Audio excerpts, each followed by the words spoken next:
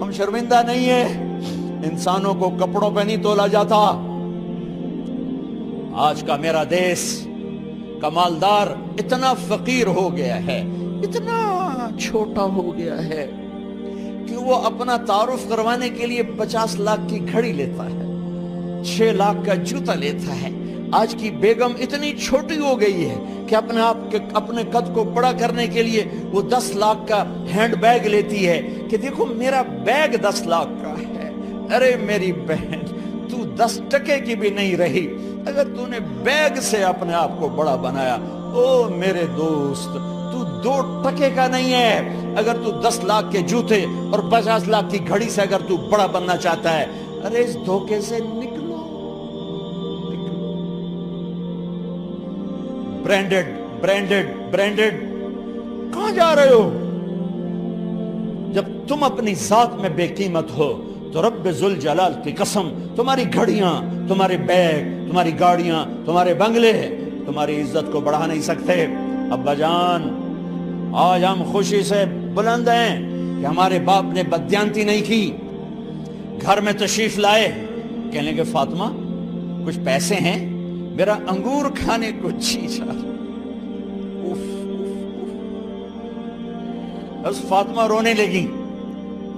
فرمایا امیر المومنین، خزانہ تو بھرا پڑا ہے، 1 درم کا بھی تیرا حق نہیں ہے کہ تو 1 درم لے کے انگور خرید لے۔ تو تڑپ اٹھے، فاطمہ میں جہنم نہیں برداشت کر سکتا۔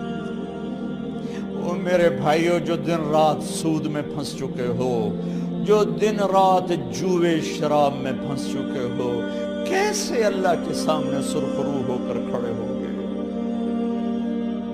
ایک رات گھر میں تشریف لائے، بچیاں، بیٹیاں، منہ پہ ہاتھ، کپڑا رکھا، دوپٹہ رکھا منہ پہ، اور بات کریں۔ آپ نے پوچھا ارے کیا ہوا تمہیں، یہ منہ پہ کپڑا کیوں رکھتے ہو؟ تو خاموش ہو گئی، لیکن گھر کی خادمہ رو پڑی۔ کہا امیر المومنین، آج آپ کی بیٹیوں نے کچا پیاز توڑ کے اس سے روٹی کھائی، سالن کھائی، اور میرے آج کا تاجر کہتا ہے جھوٹ نہ بولوں تو کاروبار کیسے، میرا افسر کہتا ہے رشوت نہ لوں تو گزارا کیسے کروں۔ تو عمر بن عبدالعزیز پھس پہ ہچکیوں کے ساتھ روئے کہ میری بچیوں، میں تمہیں بڑے اچھے کھانے کھلا سکتا ہوں پر میں جہنم کی آگ برداشت نہیں کر سکتا۔ بھائیو، اس بندے نے اپنے آپ کو ذبح کر دی، اللہ کو راضی کرنے کے لیے ذبح کر دی، اپنی ذات کو، اپنے جذبات کو، اپنے احساسات کو۔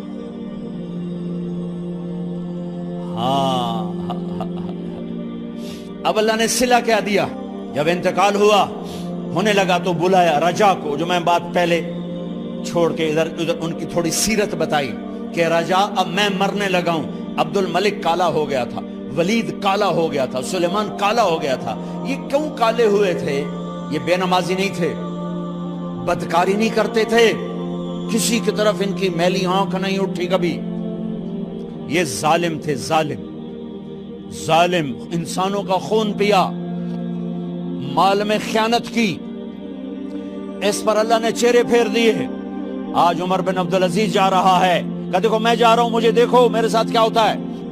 ان کا انتقال ہوا، ان کی میت قبر کے کنارے رکھی گئی، اور اب نیچے اتارنا ہے۔ سلیمان کی میت کو اتارنے لگے تو ہلنے لگا، اور عذاب قبر پہلے شروع ہو گیا۔ عمر کی میت کو جب قبر کے قریب کیا گیا، ایسے ہوا کا جھونکا آیا، ایک پرچہ ایسے لہراتا ہوا یوں آیا، یوں آیا، یوں آیا، اور عمر کے سینے پر گر گیا۔ لوگ کٹھے ہو گئے، پرچے کو کھول کے دیکھا گیا تو اس پہ لکھا تھا بسم اللہ الرحمن الرحیم، براءۃ من اللہ لعمر بن عبد العزیز من النار۔